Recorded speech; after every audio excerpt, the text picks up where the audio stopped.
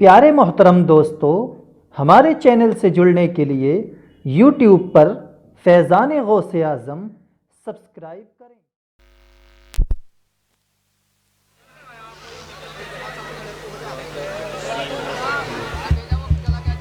Hello hello hello hello सरकार की एक हदीस सुनना। मैं 2-4-5 मिनट में अपनी बात को समेट रहा हूं। एक हदीस से पाक सुनना और सुनकर के उस पर अमल करना 40 साल की नफली इबादत से बेहतर होता है। मगर हमारी जिंदगी में 12 मौके आते हैं सरकार की हदीस से सुनने के, मगर हम बड़ी लापरवाही से काम लेते हैं। अपने बिस्तरों को छोड़ने तैयार नहीं, अपनी आरामगाहों से उठने को तैयार नहीं। वो तो मुस्तफा के दीवाने थे जो अपने बिस्तरों से नहीं, सैकड़ों सैकड़ों मील का सफर करके सरकार की हदीसें सुनने के लिए जाया करते। बेशक बेशक सरकार की हदीसें।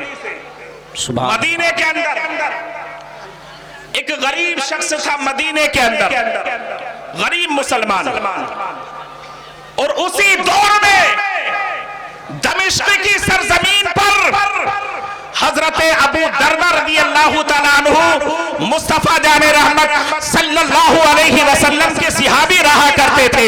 और उस दौर में हजरत अबू दरदा दमिश्क की जामा मस्जिद में हर जुमे को सरकार की एक हदीस पाक सुनाया करते थे। सुभान अल्लाह, सुभान अल्लाह। कितनी?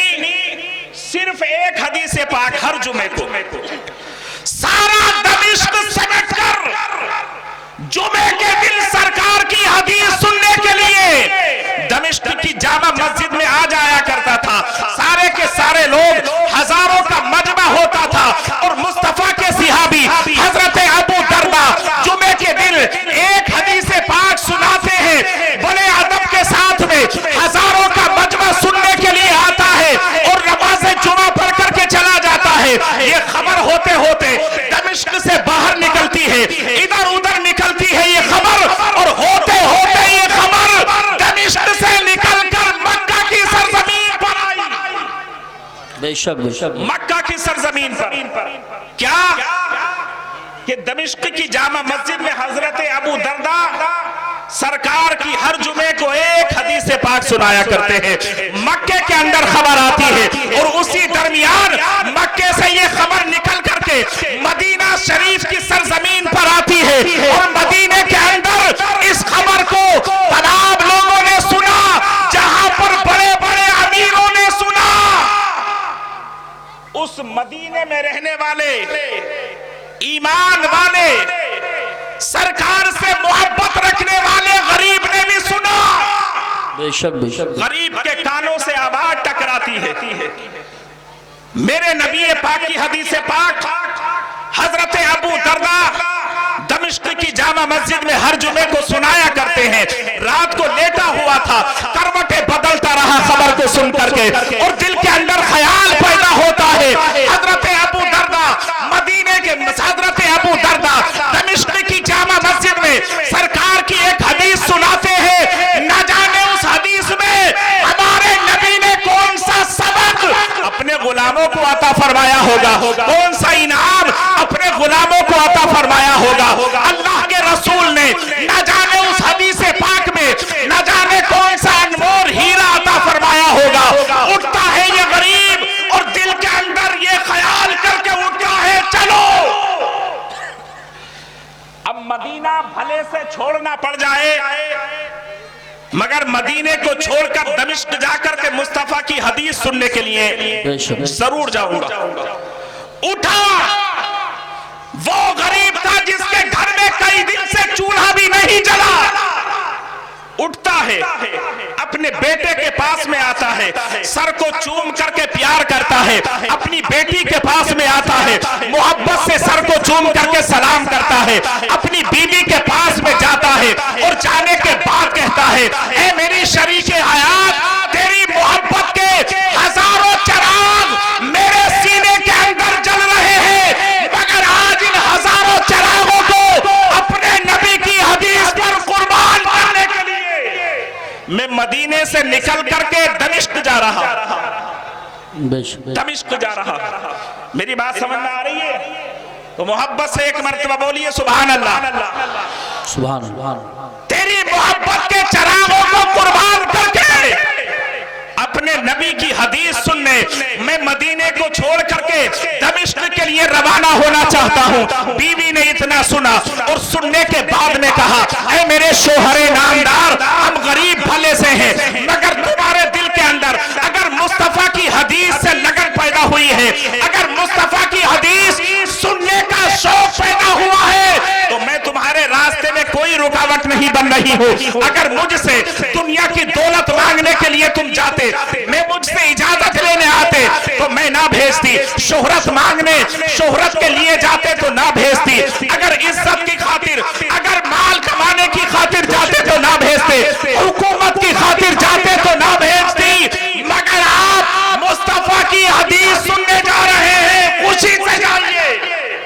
बेशक सुभान अल्लाह। सुभान मेरे अल्लाह। शोहरे नामदार, अगर इस दरमियान तुम्हारी दमिश्क पहुंचने से पहले मौत भी हो गई तो मुझको इतना गम नहीं होगा। मेरा सर फख्र से कयामत में ऊंचा हो जाएगा कि मैं उस मर्दे मुजाहिद की बीवी हूं जो मुस्तफा जाने रहमत सल्लल्लाहु अलैहि वसल्लम का जलसा सुनने के लिए जा रहा था, मुस्तफा की हदीस सुनने के लिए जा रहा था, मुस्तफा के जिक्र की महफिल में जा रहा था, मुस्तफा का जलसा सुनने दमिश्क को जा रहा था, और इसी रास्ते में उसने मौत को अपने सीने से लगा लिया। सुभान मेरा अल्लाह। सर कयामत में फख्र से ऊंचा हो जाएगा। ये सुनकर के घर से निकलता है, दरवाजे पर आकर के बैठ जाता है, इंतजार करने लगता है, अगर कोई ऊंट मिल जाए तो सवार होकर के चला जाओ, अगर कोई घोड़ा मिल जाए तो सवार होकर दमिश्क के लिए रवाना हो जाओ, अगर कोई साथी मिल जाए उसका हाथ पकड़ करके दमिश्क की तरफ रवाना हो जाओ। मगर काफी अरसा गुजर गया, ना कोई घोड़ा मिला, ना कोई ऊंट मिला, ना दमिश्क की जानिब जाने वाला कोई दूसरा इंसान नजर आता है। उसी उलझन और परेशानी में हर जहां जानिब नजर दौड़ाई, वाह परेशान था। अल्लाह अल्लाह। कोई सवारी नहीं, कोई साथ जाने वाला नहीं। उलझनों ने कहा था रुक जा, परेशानियों ने कहा था वापस हो जा, भूख ने कहा था वापस हो जा, दिक्कतों और दुश्वारियों ने कहा था वापस घर को चला जा, मगर दिल में इश्क ने कहा था निकल जा। दिल इश्क कह रहा था आगे बढ़ जा। मुस्तफा की हदीस पाक सुनने का शौक अंदर से झिझोड़ करके कह रहा था दमिश्क की तरफ आगे बढ़ जा। इस वक्त तेरी कामयाबी तेरे घर में रहने से नहीं है, दमिश्क जाकर के अगर तेरी कामयाबी है तो दमिश्क में जाकर मुस्तफा की हदीस सुनने में इस वक्त तेरी कामयाबी। बेशक सुभान अल्लाह। सुभान अल्लाह। वाह वाह। कोई सवारी ना मिली, पैदल रवाना हो गया दमिश्क की तरफ। कहां मदीना, कहां दमिश्क, बड़ी दिक्कतों रुसवाइयों के साथ, बड़ी दुश्वारियों के साथ दमिश्क की सरहद में पहुंचता है। मगर इत्तेफाक से जिस दिन इस मदीने के गरीब मुसलमान ने मदीने को छोड़कर दमिश्क की सरजमीन पर कदम रखा था, इत्तेफाक से वो दिन जुमे का दिन था। काय का दिन था? जुमे का। पता पूछा जामा मस्जिद कहां पर है?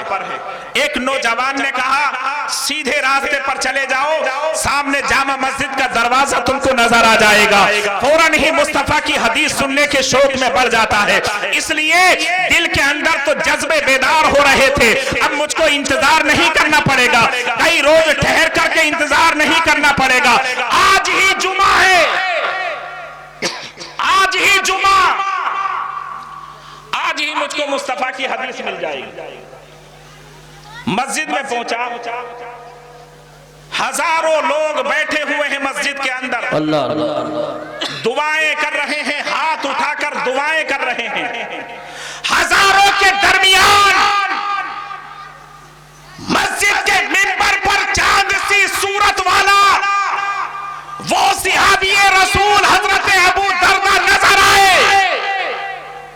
जो अपने हाथों को उठा करके दुआ करा रहा